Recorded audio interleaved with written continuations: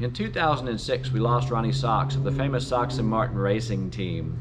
It was a shock to the Mopar world, and we all realized at that moment that we were not going to have our heroes around forever. Soon wrote an editorial in Mopar Collector's Guide referencing how we needed to do a Hall of Fame for the Mopar heroes that we grew up with, to preserve Mopar history for the future generations.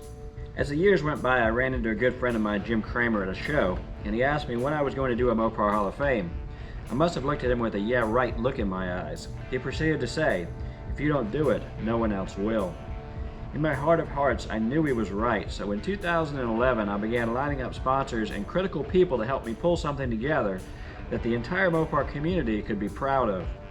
What we ended up with was a number of Hall of Fame induction dinners that were held Saturday night of each Chrysler's at Carlisle event from 2012 until 2018. The Mopar Hall of Fame will go forward each preceding year in the pages of Mopar Collector's Guide magazine. This is one of those recordings made on one of those incredible nights at the Mopar Hall of Fame at Chrysler's at Carlisle.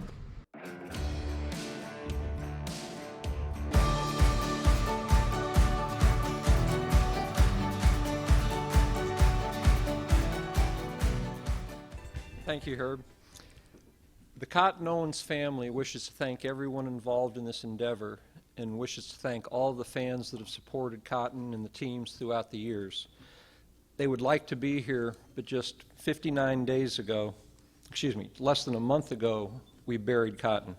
59 days prior to that, we buried his wife of 66 years, Dot. Cotton Owens, Spartanburg, South Carolina. Those of you that know NASCAR today, it's centered in Charlotte.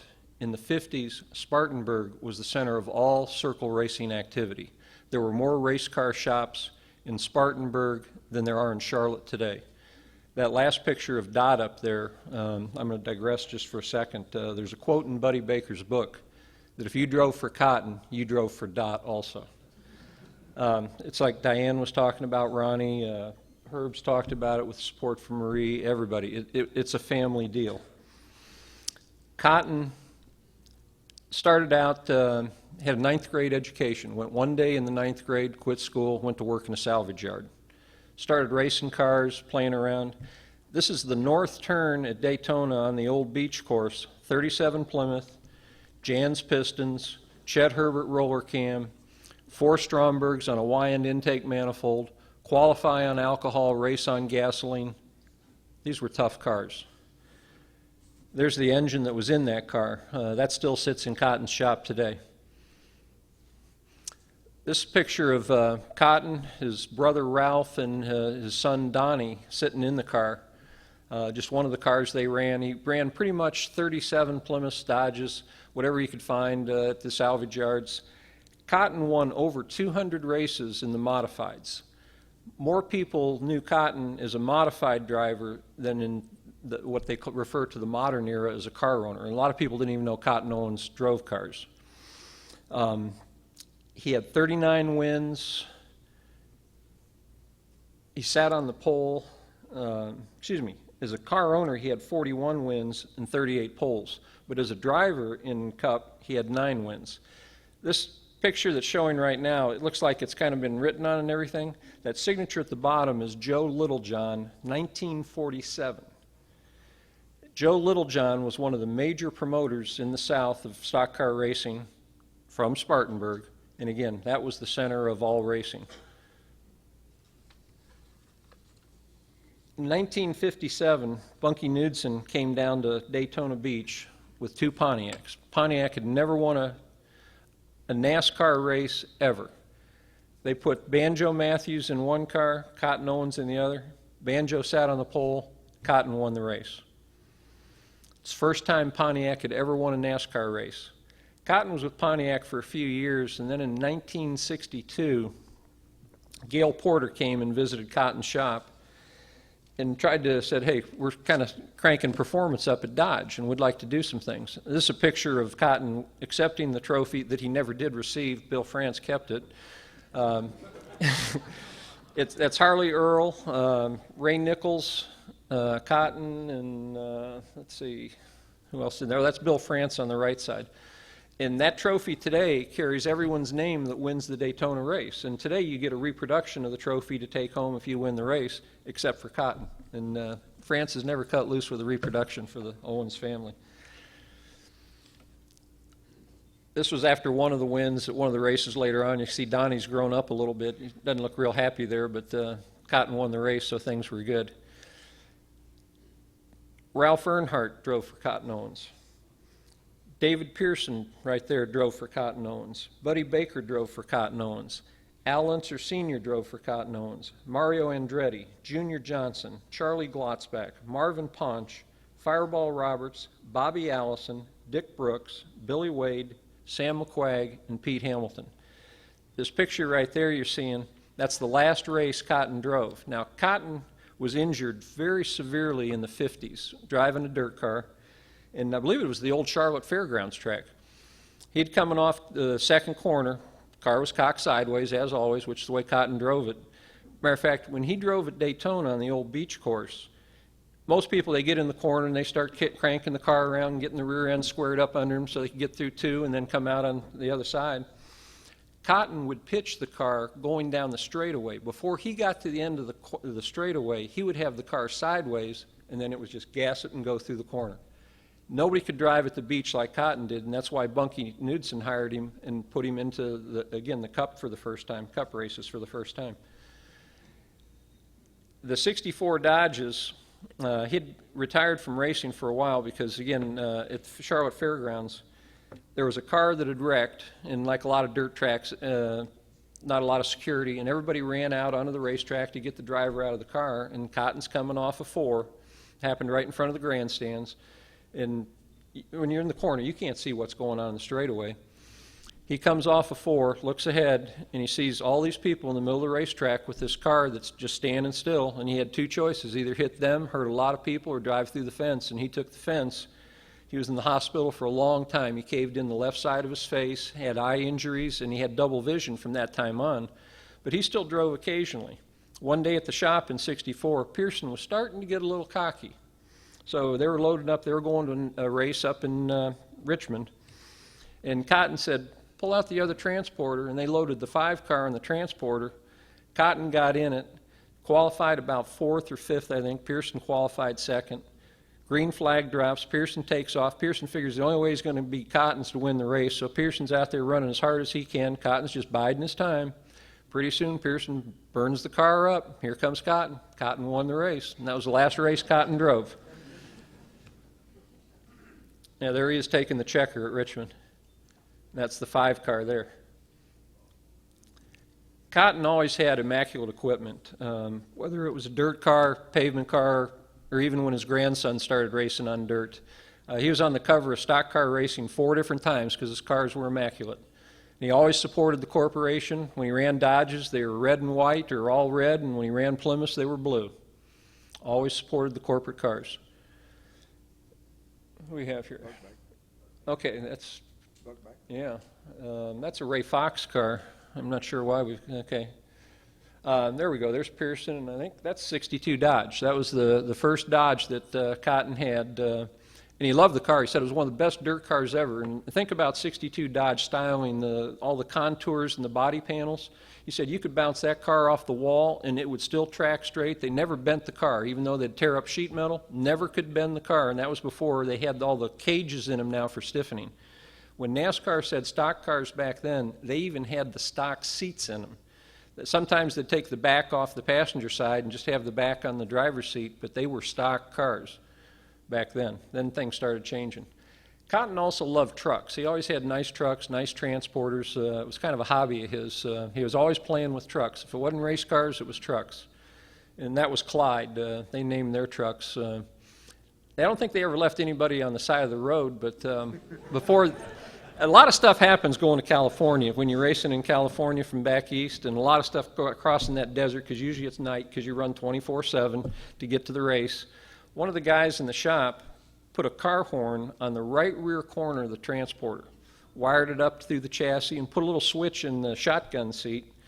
And while they're crossing the desert in the middle of the night, nobody around them, this guy's pretending like he's sleeping, He reaches down, grabs that switch, starts honking the horn. Guy driving the transporter hears this horn behind him. He's looking in the mirrors. Drives along a little bit further. The guy's snoring a little bit, honks the horn a couple more times. He's leaning out there, and he pretends he wakes up, says, "What's the deal here?" He says, "Oh, there's some guy back there, and I don't know where he is, but I sure can't see him, but he's been honking his horn for the last 20 miles trying to get by us." And that's the kind of thing racers used to do in the old days before it got quite as serious as it is today. Let's see what else we have here. Here's an interesting deal. That's the 6 car, and that was in '67. Cotton and Pearson won the championship in '66. And you know, sheet metal's tore up a little bit on that, and the car's actually kind of going the wrong way if you can figure things out, and where the gas dump is. That's at Riverside. And that was a one-race deal with Baker, who was under contract with Firestone, and Cotton was under contract with Goodyear. And that, you talk about getting something done. I mean, you had to get a lot of people in a room to make that deal happen. And it worked out pretty good, because then Baker started driving for Cotton later on full time. There's David in the 6 car that they won the championship with in '66. Ronnie Householder, after they won the championship, that's the crew that they won with in '66. He brought Maurice Petty down and said, "Hey, Cotton, I want you to let Maurice get under your car." So they put the car up in the air and let Maurice crawl under it, and then with what they saw there, then the Pettys went on and won the championship the next year in '67. Kept the string going for Cotton. There's Cotton with Al Unser Sr. They should have won Daytona in '68, driving the engineering car. It was an interesting deal. They had the engineering car down there, and Ronnie Householder told Cotton he wanted him to crew that car. And it was burning the right tire off, and had the engineering setup under it. And Householder came to Cotton and says, "You know, you're tearing up that right rear tire." And Cotton says, "Yeah, I know, it's burning it up pretty bad." And he says, "Well, why are you doing that?" And he says, "Well, it's not my setup." And he says, "Can you fix it?" And he says, "Yeah, I can fix it." And they were out there running, and this was back when you had a caution. You still raced through the pits. I mean, it was a race from the time the green flag dropped until the checker came out. And Cotton pitted Al just as there was a wreck on the backstretch, saw the wreck, called for Al to come in. They came in, got tires and fuel, and there was only 10 laps to go. And the field was coming around, and Unser was pulling out of the pits, and when they threw the caution, everybody else was going to come in on the next lap. So they had tires and fuel, and so they would have been leading the race with 10 to go. And the NASCAR guy held up this lollipop at the end of the road and had stopped them, and so they ended up finishing a lap down. Protested the race. I think NASCAR ended up giving them third, but they should have won the race. There's Charlie Glotz back there in the '68 car, and that's when they went to red cars. And that was the start of what ended up being that beautiful, immaculate wing car right there. That's Buddy Baker in it right there. And I think that might be Charlotte. No, that's not Charlotte. I'm not sure where that's at. But that was a good old car, and that's the one that's still around today. Beautiful car. That's taken inside the shop. Had a little problem that race. And yeah, so it was a little wild, kind of getting your own oil there, and things start happening. This is a D700 series truck, which wasn't uncommon to use for a transporter. The only deal is, this is 1987, and we hadn't built medium-duty trucks for about 7-8 years. Cotton built that truck from scratch. We were still building the medium duties down in Mexico. He sent down to Mexico to get the front sheet metal. That's a club cab that just came off a standard pickup, and everything else he just got out of the salvage yard. And then this is what he built out of it for a transporter. He loved trucks. And I don't know if you can see it, but that transporter right there, this is Cotton's salvage yard after he was done racing. He had an all-Chrysler salvage yard. That transporter there started out as Shirley Shahan's, and then when she went to AMC, they gave it to somebody else. I'm not sure who had it for a while. It was one of the West Coast guys. Then it came back to the Carolinas, and a NASCAR guy used it for a few more years. Then when it was finally wore out, Cotton bought it as salvage. Sat there for a while, and then somebody finally came around probably about 10 years ago and bought it. And supposedly was restoring it, and I haven't seen it yet, so I don't know what did happen to it, but it was a nice truck. This was an A100 Cotton had. This was his personal truck. Had a 273 4-barrel in it, red interior. He loved white and red vehicles, his colors. 1965, very interesting year with Cotton Picker. Most people know about this car, and it was Frank Wiley called Cotton and said, hey, let's do this, and so Cotton built it, and they built the subframe like they were doing with the in Detroit with the little red wagon and the Dart Charger and that type of thing. But it was a pretty weird car, but this wasn't the weirdest car Cotton built in 65. 65, everybody had a lot of time on their hands. And for you collectors out there, here's one for you to chase and find. Cotton had an A990 65 car. I mean, it had the right shock tower in it and everything. But when you find this car, it had a short track NASCAR engine in it, magnesium single 4-barrel manifold, and a heater. So when you find that A990 car with a heater in it, because they sent Pearson up to Canada to run some rallies. And this car was a street car. It had an A990 for the street with a heater in it. Find that one. When Cotton got done racing, he kind of played around with the salvage business for a while, and then Marty Robbins came around and wanted Cotton to crew his stuff. And started out with a 74 Charger, and then after Marty wrecked it at Charlotte, they reskinned it into a Magnum. And Marty was really interesting because he enjoyed racing, he enjoyed everybody in the sport. And last lap, wherever Marty was, he'd just kind of pull down the inside, shut the car down, and let everybody pass him. And he'd tell people, he says, hey, I'm doing this for fun. These other guys out here, and this was before anybody was paying any money or anything. He says, they're running for money. They're trying to make a living at it and for points. He says, I'm just out here playing around. And he only ran a full race one time. And Cotton, they were running good. They had the right stuff under the car, and it was at Michigan.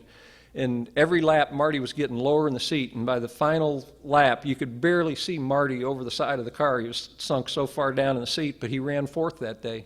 Marty had what it took. Yeah, this is, it's actually a Chevrolet, I think. This was at the Legends race in Charlotte. They did him a white car, and it was a Chevrolet, I think, but it had said Dodge on the side and had a big red 6 on it, so Cotton was happy. And I think Elmo Langley wrecked him that race. And Cotton was mad, and he wanted to go back out and wreck Elmo. And then Cotton started building arrows for his grandsons to run on dirt. And that's Cotton and Donnie and his grandson Ryan behind the wheel. Now, Donnie, 1970, married Sarah Jo, but Sarah Jo's father was Banjo Matthews. So Ryan, sitting in the car there, has Cotton Owens for one grandfather and Banjo Matthews for another grandfather. That was a tough reputation to live up against. But they started running these dirt cars. They ran a larger car there. I think it's a Magnum there with a 440 in it. But they ran on dirt, the local dirt tracks, and again, it's family, and the family ran together, stayed together, and just had a good time. And these are the grandsons there, and they all had their own. They had 3 arrows they ran. And again, if they wrecked them, they fixed them before they went to the next race. They were always immaculate. And the kids ran hard. They won championships at various races. Dirt is a whole different deal. And most people today don't know anything about running on dirt, and these cars would fly. And again, like I said, most people don't know the Cotton Owens even drove cars because, again, it was back in the 40s and the 50s. And this was the wing car when it came out of the Darlington Museum when they had it back in Spartanburg for a while. That car was in the Darlington Museum, I think, for 12 years or so. And they had one of Bud Moore's cars there, too. And one day, Cotton and Bud just went down to Darlington and got their cars back and said adios. This is a very interesting car. This is obviously a 64 Dodge. A few years back, Cotton was looking around, and Cotton had 4 garages on his property and started out in a little single-car garage behind the house running dirt cars, modifieds, and then we wanted a little bit more. They built a 2-car garage to use as a race car shop. Then in '63, he built a really nice modern race car shop around the corner, bought another lot. And so you could go through his buildings, and he even had one that still had all his old Pontiac stuff in it. But he was looking around, and he had everything to build a 64 car, because between '64, when they were first running the Hemis, and '66, when they got back in, that's the same car there, technology changed totally. So when they got back in cup racing in '66, none of the '64 stuff would work. It was all new equipment and everything, so he had all these '64 parts, and he said he had enough stuff, so he went out and found him a shell, and that is an honest-to-God '64 NASCAR car.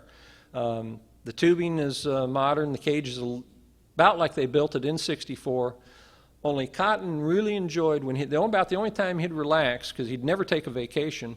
He and his wife Dot like to go up to Dawsonville every year at Bill Elliott's deal, where they run all the race cars down the street. And they built that car to go up there and play around. And it's got swing out roll bars on both sides, so Dot could get in it and ride down Main Street at Dawsonville with Cotton. Just an immaculate car, but it is, honest to God, every part in it is a 1964 race parts, and the engine in it, the serial number on it is CO2. Ran in 4 cup races, won 2 of them, magnesium single 4-barrel intake before the bathtubs were even used, just the old original manifold, and it's a totally 1964 piece. Cotton, Spartanburg put on a deal for him about 4 or 5 years ago, Cotton Owens Day. The governor came in, they awarded Cotton the Award of the Palmetto, which is the highest award that a citizen in South Carolina can receive from the state government. It was quite the deal. Woods Brothers were there, obviously Bud Moore and Pearson and all the guys from Spartanburg. But even Frank Wiley made it in for that deal. It was a pretty spectacular evening. But yeah, we lost Cotton, we lost Dot, but the fans have been great, and we sure do appreciate it. Thank you very much for that.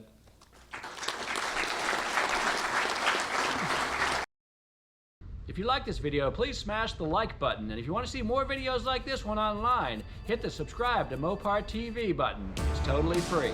Also, if you'd like to support the Mopar Hall of Fame and to vote for future inductees, go to MoparCollectorsGuide.com and subscribe to the only Mopar magazine that matters. A portion of your subscription will go to help keep Mopar history alive for future generations.